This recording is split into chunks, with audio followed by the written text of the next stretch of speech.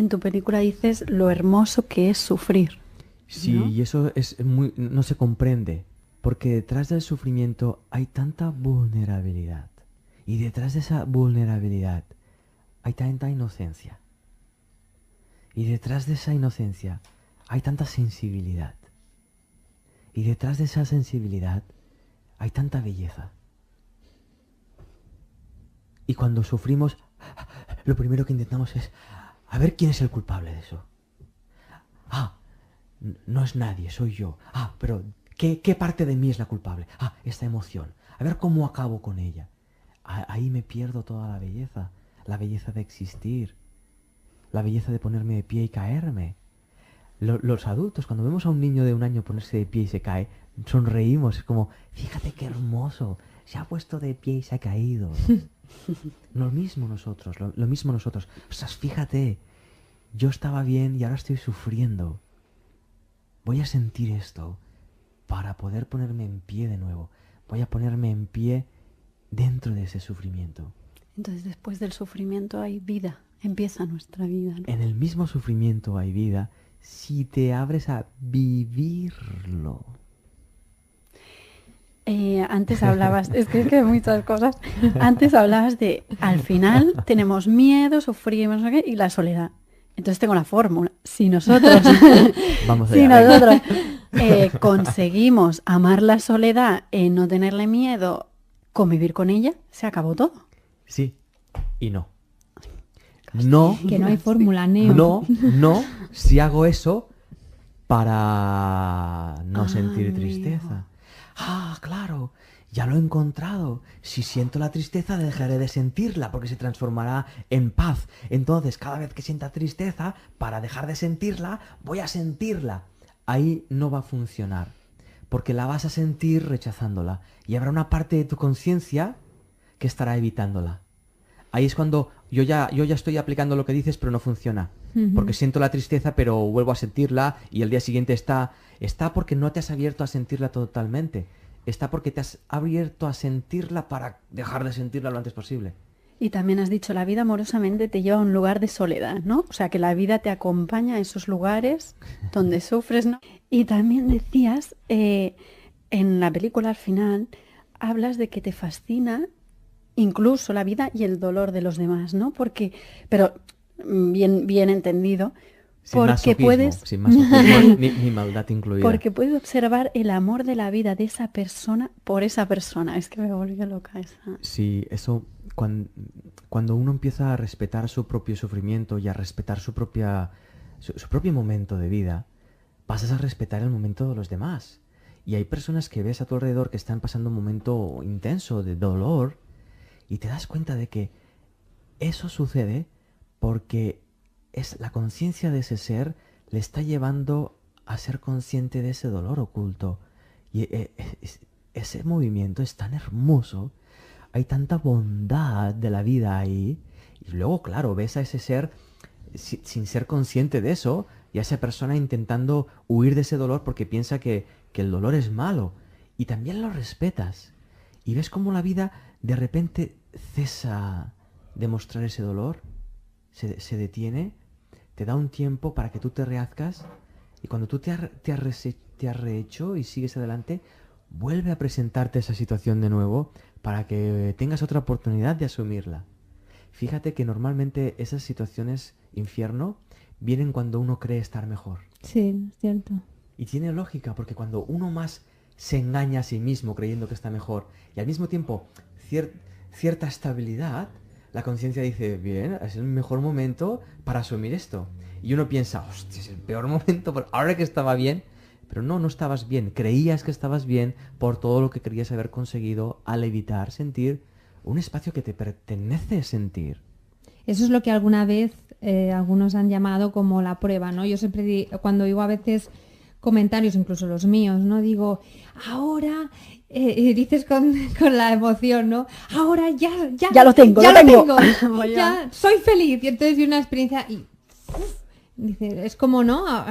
¿De verdad lo eres? O sea, Claro, es esa experiencia claro. la que te permite sostener si realmente eres feliz. Claro, la vida que quiere que seas feliz se da cuenta de que tú estás creyendo que eres feliz en base a tu perspectiva de la felicidad. Y lo único que hace, muy amorosamente, es, ostras, si estás disfrutando tanto de ser feliz es porque lo quieres ser. Si lo quieres ser, déjame que te muestre cuál es la felicidad verdadera. Exactamente. Y la única forma de mostrártelo es ayudándote a darte cuenta de que tu felicidad está llena de frustración. Está llena de miedo a perder esa felicidad. Y una felicidad que tiene miedo de ser perdida no es felicidad, no es feliz. En tu libro dices, cuando haces lo que amas, es el amor quien lo hace y no tú. Si yo estoy en el momento presente, estoy sintiendo lo que estoy sintiendo. Y entonces si estoy en el trabajo, puede que me dé cuenta del motivo real por el cual estoy en ese trabajo. Y puede que me dé cuenta de que si veo ese motivo por el cual estoy trabajando, entienda por qué estoy luchando cada día para ir a trabajar, en lugar de disfrutarlo. Y cuando descubres esto, eres libre. Eres libre de volver a trabajar al mismo trabajo, porque ya no dependes de lo que tú creías que dependías, y eres libre de dejarlo porque sabes que no dependes de eso. Y alguien dirá, sí, ya, pero ¿cómo Pago las facturas sueldo, al final de mes, facturas, ¿no? todo esto? Es algo que expresaba Cristina antes. La vida tiene sus propios recursos. La vida no está diseñada para matarte. No está diseñada para hacerte sufrir. Está diseñada para que la vivas y disfrutes. Entonces, cuando yo voy más allá de mi mentalidad personal, de lo que entiendo que es la sociedad, el trabajo, el dinero, mi vida me muestra que todo eso está incluido dentro de la naturaleza humana y que no me tengo que preocupar por nada. Y cuando más me he abandonado a ese espacio, más abundancia yo experimento en mi vida, teniendo en cuenta que la abundancia no solo es prosperidad. La abundancia es la abundancia del momento presente, la abundancia de lo que estoy sintiendo ahora, De la felicidad. del de la ser consciente de que plenitud. no necesito nada más de lo que estoy teniendo ahora, por ejemplo. Y ahí descubres muchas cosas. Entonces nuestro único objetivo en esta vida es ser conscientes y conciencia. Claro, pero la única forma de llegar, es decir, no se nos pide ser conscientes de lo que no somos conscientes. Cuando yo no soy consciente de la conciencia universal, no se me pide que sea consciente de la conciencia universal. Se me pide que sea consciente de lo que estoy siendo consciente ahora. De nuevo, si estoy rechazando aquello de lo que estoy siendo consciente ahora, no puedo llegar a alcanzar mi conciencia universal. Porque me estoy convirtiendo en una negación. O sea, a veces sabemos las cosas, pero es que no las tenemos que escuchar mil veces para, bueno, para conectar. Es increíble. Sí, porque las escuchamos y las comprendemos desde un lugar muy superficial de nuestra mente. Le llamamos el yo. Lo que yo sé de mí es algo muy superficial de mi mente, es algo muy pequeñito. Sin embargo, detrás, en el inconsciente, está toda mi conciencia en realidad. Entonces, todas estas ideas van cayendo a ese espacio, ¿no? Como una gota que va cayendo y van iluminando un espacio de ignorancia que no atendemos. Vivimos un día intentando evitar que una situación nos lleve a ser conscientes de nuestra ignorancia, por miedo a darnos cuenta de que no podemos controlar nada en esta vida. No tenemos esa capacidad, porque somos fruto de la vida. Entonces no podemos generar vida a nuestro antojo si no estamos en comunión con nuestra propia vida. Yo te quería preguntar, Sergi, ¿cómo definirías tú la vida? No la puedo definir conceptualmente, porque veo que para poder definirla tengo que fundirme completamente con ella y conocerla. Y cuando la conozco, me doy cuenta de que la vida no es solo humana. La vida va muchísimo más allá de lo humano. Por lo tanto, mis conceptos humanos no alcanzan a definirla. Alcanzan a limitarla y a encerrarla cuando la defino. Por eso cuando los seres humanos definimos la vida, ya estamos exigiéndole. Cuando empiezas a vivir la vida, te lanzas a vivirla plenamente, te das cuenta de que en el odio está el amor más intenso. Pero tienes que abrirte a sentir ese odio. Y en el amor más intenso se vuelve odio en un instante, porque es la misma intensidad, es la misma conciencia, vista de dos prismas distintos, pero el origen es el mismo. De hecho también, ¿no? Hay ese famoso refrán, ¿no? Que el que menos amor se merece es el que más lo necesita, ¿no? Muchas veces perdemos esa óptica, ¿no? De que, ostras, esta persona ha actuado así y tal, voy a negarle mi amor, cuando igual lo que deberíamos hacer para que él pueda sorprenderse otra vez con ese amor que él ya es poderle dar más amor, ¿no? No negárselo. Sí, es un curioso. ejercicio de, y me invento la palabra ahora, es un ejercicio de supralógica. ¿Qué significa? Que es una lógica que va más allá de la nuestra. Si hay un ser humano que desconoce cuál es una experiencia del amor, no se le puede rechazar por eso. Porque si le rechazas, perpetúas esa condición. Ujú, Y no solo eso, sino que estás haciendo lo mismo que está haciendo esa persona. exactamente. Porque cuando tú rechazas al otro, estás de acuerdo en el desamor. Ujú. Por lo tanto, sea lo que sea que haya hecho esa persona fuera del ámbito del amor, cuando tú lo rechazas, estás diciendo que estás de acuerdo, inconscientemente. Ujú. Luego de palabras, en nuestra superficialidad, podemos decir, uy, esto no debería ser así, porque yo sí amo, pero en realidad nos estamos engañando. Yo siempre digo que detrás del odio siempre hay el amor, ¿no? Yo odio a una persona porque la amaba y la perdí, por ejemplo, ¿no? Siempre el precedente es amor. Sí, pero eso queda, cuando lo experimentamos nos confundimos, porque cuando lo vivimos como cosas separadas. Mm. Antes sentía amor, ahora siento odio. Y nos creemos que al sentir odio no estamos sintiendo amor. Pero si nos abrimos a sentir el amor que sentíamos al principio, te das cuenta de que en ese amor también hay miedo a perder a esa persona. Y ese miedo a perder a esa persona es el que me lleva luego a sentir odio cuando esa persona me abandona. Entonces, ninguna emoción es aislada. Todas están comunicándose con todas simultáneamente. Son grados de la misma cosa, ¿no? Así es, así es. Y ese movimiento de la conciencia a los distintos grados es posible y es factible llevarlo a cabo conscientemente, pero solo si eres honesto contigo mismo y estás sintiendo lo que estás sintiendo. Si lo rechazas, te pierdes toda esta enseñanza, Ujú. que la misma emoción te está mostrando. ¿Siempre has pensado así? No, antes pensaba. Antes pensaba muchas cosas. Pensaba que yo era alguien especial, pensaba que yo iba a cambiar el mundo, pensaba que yo sabía lo que era verdad, pensaba que los demás no me amaban, pensaba muchísimo. Entonces la Estaba- pregunta es, ¿siempre has sentido así? Entonces, No, antes mis sentimientos estaban esclavizados a mis pensamientos, a mis interpretaciones. Entonces, si alguien si tenía una relación con alguien y esa persona se iba, yo no experimentaba que esa persona se iba, yo experimentaba que me abandonaban. Y la perspectiva es completamente distinta y los sentimientos también.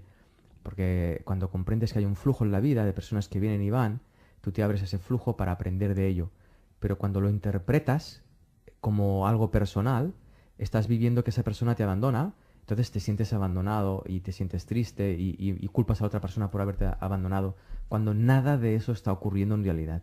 Ujú. Entonces ahí repetimos patrones y etcétera, etcétera, etcétera, etcétera. De hecho, hay también creo una frase, no recuerdo quién la dijo, que es, no vemos las cosas como son, sino como somos, ¿no? Es Sin duda. un poco esa... Esto es algo que para mí es muy sorprendente también, ver cómo apenas nadie se da cuenta de que lo que vemos no está ahí. Lo que vemos es un reflejo de cómo lo miramos. Ujú. ¿y qué sucedió para cambiar esa perspectiva? Sufrí mucho. Díselo a Cristina, díselo. Sufrí mucho. Hubo momentos de mi vida que eran infiernos, infiernos. Y incluso en esos infiernos, cuando uno llega profundamente a las catacumbas de sí mismo, hay cierta paz ahí. Y hay algo que te dice, sigue adelante, sigue sufriendo. Es paradójico porque nuestra mentalidad la usamos para estar bien. Entonces, cuando entramos en las catacumbas, que todo se vuelve intenso, incómodo, se empieza un mec, mec, mec, atención, atención, motívate, sal, distráete, evádete, evita esto que está ocurriendo, porque tenemos miedo a desaparecer. ¿Qué quiero decir? Que si yo entro en las catacumbas y me fundo ahí, todo mi sistema de comprensión se ve amenazado. Porque todo lo que yo he creído que me llevaba a estar seguro en la vida, todo lo que yo he pensado que iba a llevar a tener éxito, me doy cuenta de que es estúpido, que no sirve para nada, porque no tengo ni idea todavía de qué es ser un ser humano, básicamente. Y eso yo personalmente solo lo aprendí en mis catacumbas, permitiéndome morir ahí dentro. Justo tenía una pregunta que era, ¿sufriste? ¿Crees que gracias a ello has llegado a tener más conciencia? Claro, porque sufrimiento es ausencia de conocimiento. Sufrimiento es ignorancia. Vuelvo a explicarlo con un ejemplo, es muy claro. Si tú me abandonas, si yo no sé por qué me abandonas, sufriré, porque no lo comprenderé. Pero si me abro a comprender que es parte de mi vida, podré al menos comprender que ahí hay un aprendizaje. Ya se abre otro mundo, ya se abre otro estado anímico. Por lo tanto, yo tuve que sufrir y ver los mecanismos mentales que yo estaba usando que me llevaban a ese sufrimiento. En otras palabras, que me llevaban a huir del dolor que sentía y a huir de algo que estaba ayudándome en realidad a enseñarme a ser feliz en el fondo. A enseñarme que no dependo de esa persona que me acaba de abandonar. Porque yo nací sin esa persona. No dependo de esa circunstancia. En la vida en la que vivimos, todo nace y todo muere. Y cuando uno se abre a disfrutar del nacimiento, también se abre a disfrutar de lo que desaparece, porque sabe que detrás de eso que desaparece hay otra cosa que está por nacer. ¿Por qué crees entonces, Sergi, que hay tanta gente que no puede superar la muerte de un ser querido o que le cuesta tanto? Lo que voy a expresar puede ser doloroso justamente porque no se comprende la muerte todavía. Pero alguien que no supera la muerte de un familiar o de un ser querido es por egoísmo. Ujú. Me explico. No es que sea malo. El egoísmo es un estado de la mente donde lo que tú quieres es recuperar lo que tú sientes cuando esa persona está viva. Ese abrazo, esa sensación que te generaba, esa sensación de lo que sea que fuese que tú crees que has perdido cuando se ha ido esa persona. Pero en las muertes que yo he podido experimentar en mi vida, lo que he descubierto es que el vacío que dejan es porque yo lo ocupé con ellos. Es decir, yo les pedí a ellos que ocuparan ese lugar sin que ellos fueran los responsables de ese De espacio. hacerlo. Ujú. Eso es. Entonces, cuando esas personas desaparecen, y hablamos de la muerte física, pero Ujú. se mueren los instantes, Ujú. se mueren los proyectos, se mueren las relaciones, Ujú. se mueren las ideas. Si me abro a asumir la responsabilidad de mi experiencia, yo estaré llenando ese hueco. Ujú. Sí que es cierto que en un primer momento ese hueco que yo asumo es un hueco de mucho dolor porque hay mucho vacío. Y hay vacío porque hay inconsciencia Ujú. que yo estaba llenando con esa persona. Sí, no, iba a decir un poco, ¿no? Entonces volvemos, para entenderlo así como más simple, nosotros nos separamos del amor que intrínsecamente viene en nuestra naturaleza, buscamos el apego de ciertas cosas externas, bien porque no reconocemos por ignorancia al principio muchas veces nuestra responsabilidad como creadores, ¿no? Como universos donde todo lo que está pasando es en realidad un mundo nuestro, ¿no? No hay nadie al otro lado que nos tenga que mostrar nada, todos son proyecciones de mí. Entonces, como no sé eso y como me he olvidado de mi plenitud, ¿no? Intento llenar ese vacío con lo que a mí me parece que está fuera de mí, con esa separación. Eso es. Y ahí hay dos claves. Una, mi pérdida de la conciencia de mi inocencia, de mi amor, de mi conciencia primordial. Eso es una. Ujú. Y dos, la creencia de que los demás van a llenar ese vacío. Exactamente. Entonces podría venir un poco, ¿no? Para que nuestros seres queridos muchas veces ocupan ese lugar de relleno Sin duda. y cuando los perdemos creemos que nos han quitado algo que nos pertenece, ¿no? Así es. Cuando desaparecen sus cuerpos, pensamos que ellos también han desaparecido, sin darnos cuenta de que ellos están en nosotros, están dentro de nosotros. Ujú. Cuando yo me relaciono contigo, en realidad no me relaciono contigo, me estoy relacionando con lo que yo veo de ti, con lo que yo pienso de ti, porque estás dentro de mí también. Entonces, si basamos las relaciones en el mundo físico, que es en lo que está basado hoy en día nuestro mundo, ahí sí nos abrimos a sufrir por la pérdida, porque pensamos que cuando algo no está en realidad. No nos damos cuenta de que nosotros no somos conscientes pero eso no significa que no esté. Ujú. Significa que al perder la referencia física de esa persona, ya no lo vemos. Pero no sabemos si está ahí o no. O no. No lo sabemos. No somos conscientes. ¿De cuántas cosas no somos conscientes? Ujú. Impresionante, cuantísimas cosas no vemos y están ahí. Ujú. Cierto. Yo soy mucho de ir al pasado para resolver mi presente, para encontrar la causa de mi sufrimiento. ¿Qué relación pondrías con el quitar el sufrimiento con el pasado? ¿Es importante ir a resolverlo? Yo soy muy de ir, pero porque lo siento mucho en el presente, ¿no? Creo que el pasado está en mi presente, porque si me hace hacer cosas, aprendizajes del pasado es que está ahora, ¿no? Entonces, para mí es muy importante ir sanando todo lo que es el pasado, que en realidad sería el presente. Una cosa muy interesante y que también está a nuestra disposición para comprender es que el tiempo no es lineal. El tiempo es esférico. Todo sucede en este instante presente.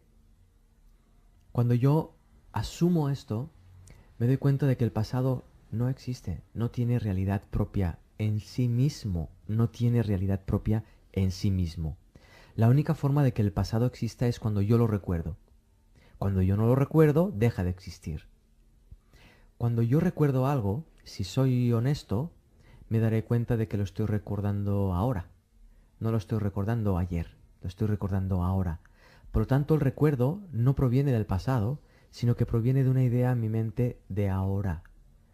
Por eso tiene sentido asumir el pasado cuando me doy cuenta de que está en el presente. Acumulamos muchísimo pasado que no existe en nuestra mente presente cuando evitamos vivir la vida. Entonces empezamos a acumular recuerdos creyendo que provienen del pasado y que no son resolubles y generando un personaje que tiene una historia personal que le está afectando constantemente cuando no somos el resultado de esa historia personal de nuevo. Somos la conciencia que es consciente de este instante. Yo no tengo otra certeza que esta. Y sí tengo recuerdos, pero soy consciente de que mis recuerdos no vienen del pasado, vienen de este instante. Entonces cuando surge un recuerdo a mi mente, sé que ese recuerdo está ahí para ser mirado ahora, no para ser recordado como algo que ocurrió ayer. ¿Y cómo lo miramos ahora? Es muy simple, mirándolo. Sintiéndolo. Lo tienes ahí enfrente. Por ejemplo, recordar lo que hiciste hace 10 años. Me lo invento ahora. Si yo recuerdo lo que hice hace 10 años, pues ya estoy viendo, por ejemplo, el nacimiento de mi hijo. Y estoy viendo que el nacimiento de mi hijo no ocurrió hace 10 años, lo estoy viviendo ahora, porque lo estoy recreando en mi mente ahora. Una de las cosas que están descubriendo ahora desde la neurociencia es que el cerebro no discrimina entre una imaginación, un recuerdo y lo que está viendo, porque usa las mismas áreas para comprenderlo, porque lo comprende en base a imágenes. Entonces, lo que yo estoy teniendo de ti ahora es una imagen que tiene el mismo poder, el mismo potencial y la misma realidad para mi mente que si yo miro la imagen del nacimiento de mi hijo, porque estoy usando mi cerebro para recrear esas imágenes. Pero todas ellas tienen nacimiento y muerte en el presente. No están separadas. No estoy separado del nacimiento de mi hijo. Aunque desde la perspectiva lineal del tiempo parece que sí.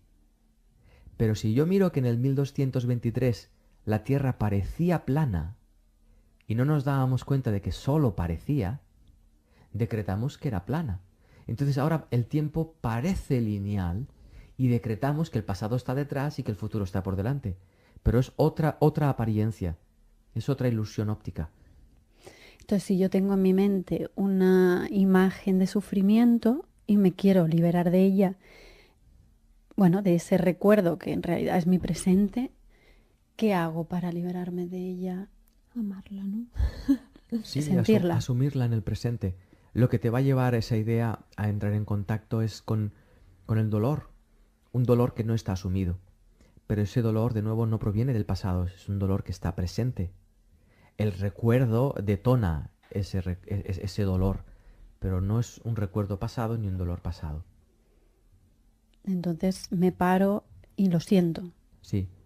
Y es muy probable que lo sientas desde aquello que tú eres consciente de ti misma.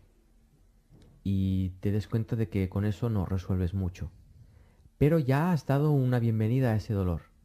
Al dar la bienvenida a ese dolor te permite relajar tu conciencia, te permite relajar tu necesidad de controlar lo que sientes. Y al relajar tu necesidad de controlar lo que sientes, tu campo emocional se distiende y tu conciencia se amplía. Al ampliarse la conciencia, vuelves a sentir el dolor, pero lo sientes más intenso porque tu cuerpo emocional está relajado y tu conciencia ampliada. Entonces puedes hacerte más cargo todavía de esa porción del iceberg. Y cuando haces eso, vuelves a darle la bienvenida a ese dolor. Y entonces tu cuerpo emocional se relaja más y tu conciencia se amplía más y vuelves a ser consciente de más dolor todavía. Y ahí la mente conceptual empieza, ya, pero ¿esto cuándo termina? Y el ser interno le dice a la mente, no importa, tú siente lo que estás sintiendo hasta el final. Cuando llegas al final del proceso del dolor, descubres un espacio muy desconocido por la mayoría de personas hoy en día, que es ese espacio de esencia, de presencia. Es un lugar de ausencia de sufrimiento, es un lugar de ausencia de miedo, es un lugar de darte cuenta de que existes y que aún no sabes qué es eso, pero ya sientes el agradecimiento por el hecho de existir y empiezas a sentir la alegría de existir, como cuando éramos niños, cuando íbamos a jugar.